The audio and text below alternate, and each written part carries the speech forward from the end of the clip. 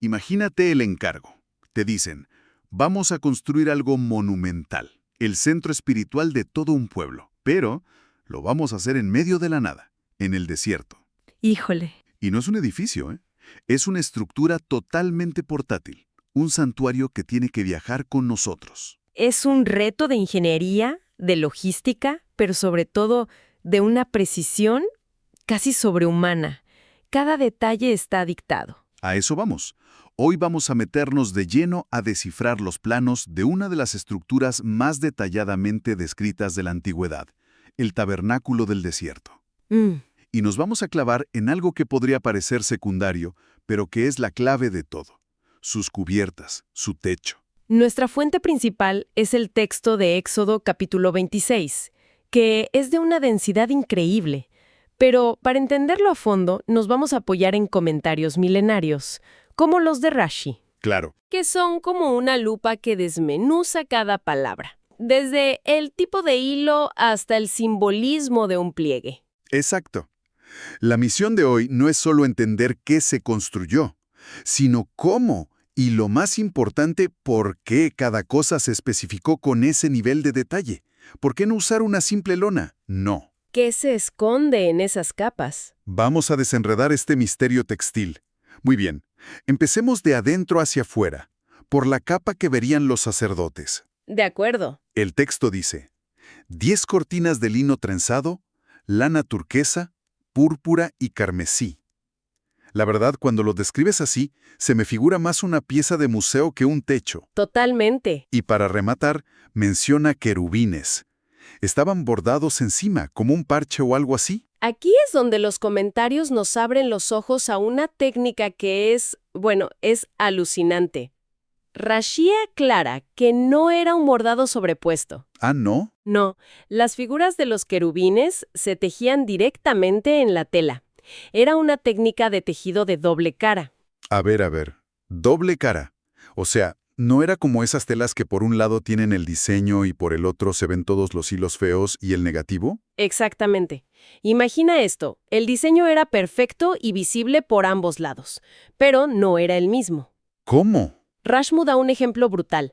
Podías tener la figura de un león tejida en una cara de la tela y al mismo tiempo, en el mismo punto del otro lado, la figura de un águila. No. ¿En serio? Dos imágenes distintas tejidas en la misma urdimbre y trama. Pero eso es una locura. ¿Cómo es posible con la tecnología de la época? Hoy en día, hacer eso requeriría una máquina computarizada complejísima. Pues sí. Y el texto es súper específico con los materiales. Dice lino trenzado. ¿Qué tenía de especial ese hilo? El hilo en sí mismo era una obra de microingeniería. Según Rashi, cada hebra con la que se tejía era ya un compuesto. ¿Un compuesto de qué? Partía de 4 fibras, una de lino blanco y 3 de lana de los 3 colores, turquesa, púrpura y carmesí. O sea, ya de entrada el hilo era multicolor y de materiales mixtos. Sí, pero agárrate, porque se complica. Cada una de esas 4 fibras, a su vez, era sextuple. Sextuple. Es decir, estaba hecha de 6 hebras más finas trenzadas entre sí. Entonces, cuando juntabas esas 4 fibras para hacer el hilo final, tenías un solo hilo compuesto por un total de 24 hebras. Espera, 24 hebras. No, hombre, eso es más complejo que un cable de red moderno. Sí. Estamos hablando de una resistencia y una calidad que hoy serían de lujo artesanal. No era solo hilo, era el ADN de la estructura. Exacto. Cada hilo llevaba dentro toda la paleta de colores y la fuerza del lino y la lana. Le daba una riqueza de textura y color incomparables. Por eso dices bien, no era un techo, era un firmamento textil. Ok, tenemos estas 10 cortinas que son una proeza artística. El texto dice que no eran una sola pieza, sino que se dividían en 2 juegos de 5. ¿Cómo las juntaban para que todo quedara como un solo techo, sin que se viera la unión? Pues la unión era tan meticulosa como la tela misma. Cada juego de 5 cortinas terminaba en un borde con 50 lazadas de lana turquesa. Ajá. Y para unirlas se usaban 50 ganchillos de oro macizo que enganchaban las lazadas de ambos lados. 50 ganchos de oro. No escatimaban. Pero para que eso funcionara, la alineación tenía que ser perfecta, milimétrica. Ahí está la clave. El texto subraya que las lazadas debían estar contrapuestas una con otra. Imagina dos peines que encajan a la perfección. Claro. La distancia entre cada lazada era idéntica para que al juntarlas cada una tuviera su pareja enfrente. Solo así, al insertar los ganchos, el tabernáculo se volvía uno, una sola pieza. Es una metáfora de unidad hecha arquitectura. Totalmente. Y hay una curiosidad en el hebreo original que Rashi señala y que va justo en esa dirección. ¿Ah, sí? ¿Cuál? Para describir la unión de las cortinas, que en hebreo es un sustantivo femenino, la Torá usa la expresión poética Isha elajota. ¿Y eso qué significa? Se traduce como una mujer hacia su hermana. ¡Qué maravilla! Le da un alma a la estructura. No son solo telas y ganchos. Y es consistente. Más adelante, cuando habla de elementos masculinos como los querubines, usa la expresión un hombre hacia su hermano. ¡Qué detalle! No es un detalle menor, es una forma de imbuir el texto técnico con un sentido de relación, de familia. La unidad no es solo funcional, es relacional. Una mujer con su hermana unidas por oro. Transforma unos ganchos de metal en algo casi vivo. Te obliga a ver la estructura no como un objeto, sino como una entidad. ¿Exacto? Oye, pero todo este arte, este lino finísimo con oro, ¿estaba a la intemperie en pleno desierto de Sinaí? Buena pregunta. Me imagino el sol, las tormentas de arena. Necesitaba algún tipo de protección, ¿no? Por supuesto, la genialidad del diseño está en sus capas.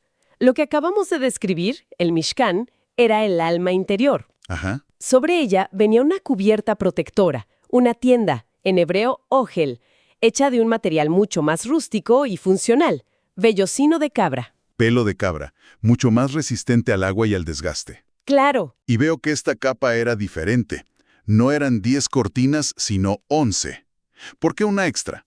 Se rompe toda la simetría del 10 que acabamos de ver. Esa cortina extra es la clave para entender la entrada del santuario. A diferencia de la capa interior, estas 11 cortinas se dividían en dos grupos asimétricos, uno de 5 y otro de 6. ¿Y qué hacían con esa sexta cortina del grupo más grande? ¿Quedaba volando o qué? No, el texto dice: doblarás la sexta cortina hacia el frente de la tienda. Esa cortina extra se doblaba por la mitad.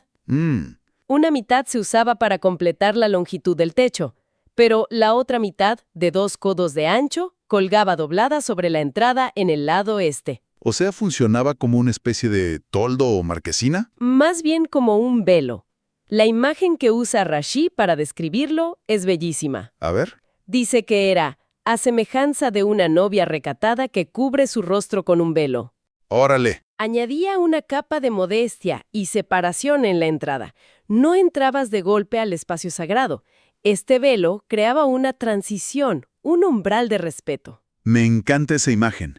Transforma un detalle arquitectónico que parece un sobrante, la cortina extra, en un símbolo potentísimo de recato y santidad. Ajá. Es como si la propia estructura tuviera pudor. No es solo un techo, es una vestimenta. Exactamente esa es la idea. Hablemos de las medidas, porque aquí es donde la cosa se pone como un rompecabezas de ingeniería.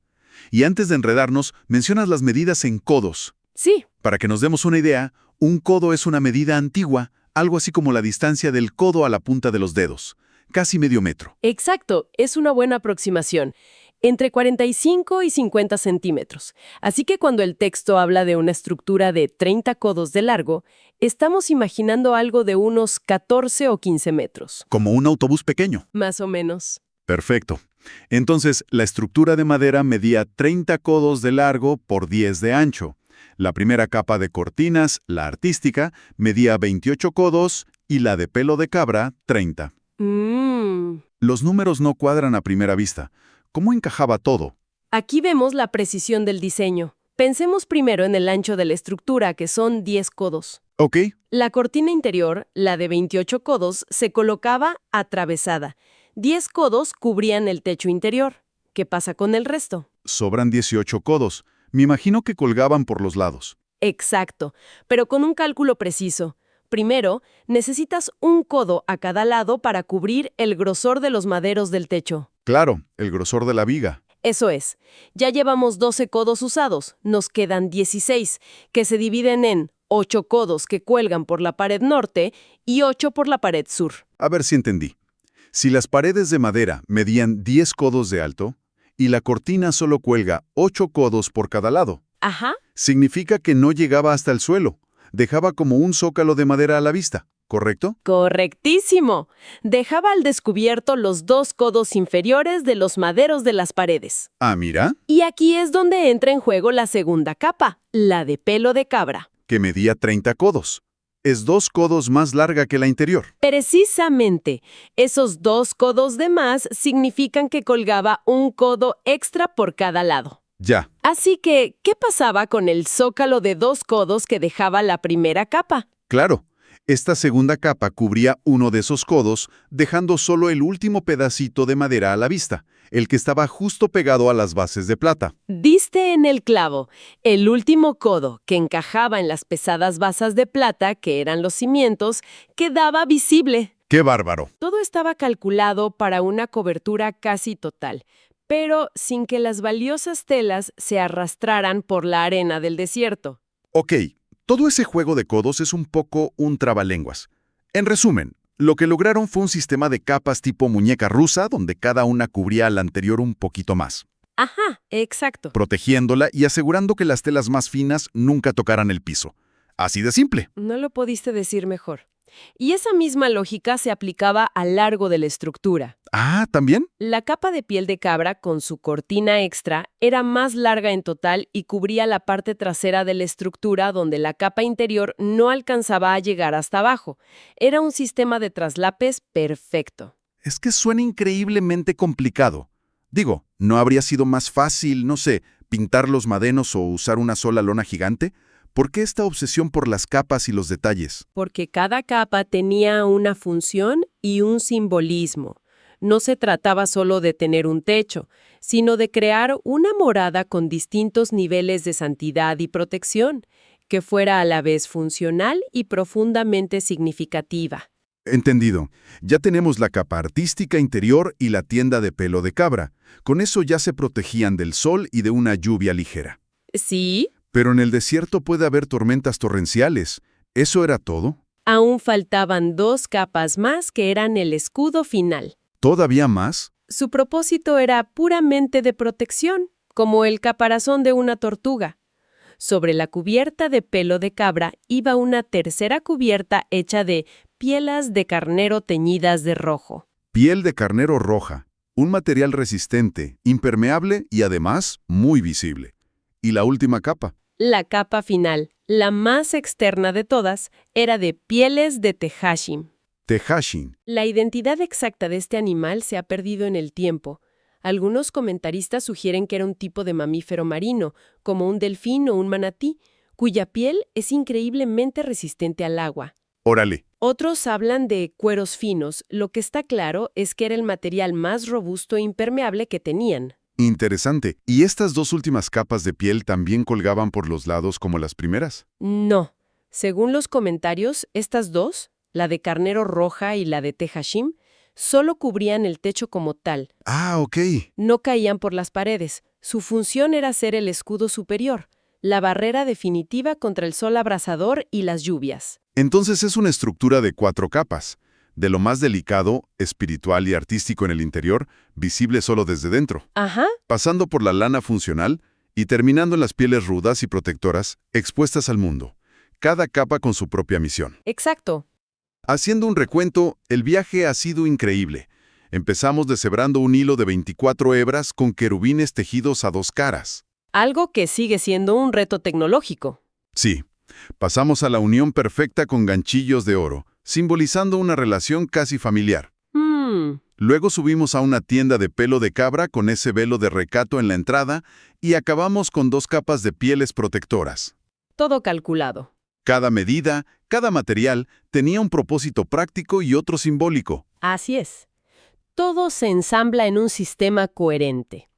Es una morada que es al mismo tiempo una obra de arte exquisita, un templo sagrado y una pieza de ingeniería perfectamente adaptada para la vida nómada en el desierto. La función y el significado. Son inseparables. Me quedo pensando en ese detalle que mencionamos sobre por qué las cortinas no llegaban al suelo.